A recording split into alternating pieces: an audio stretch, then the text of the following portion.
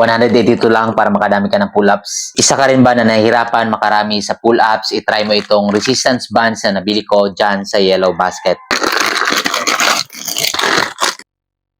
Sa halagang 182 ay hindi na ako mahirapang buhatin ng sarili ko sa pull-up bar workouts. Without resistance bands sa beginner, hirap ako makatatlong reps ng pull-up.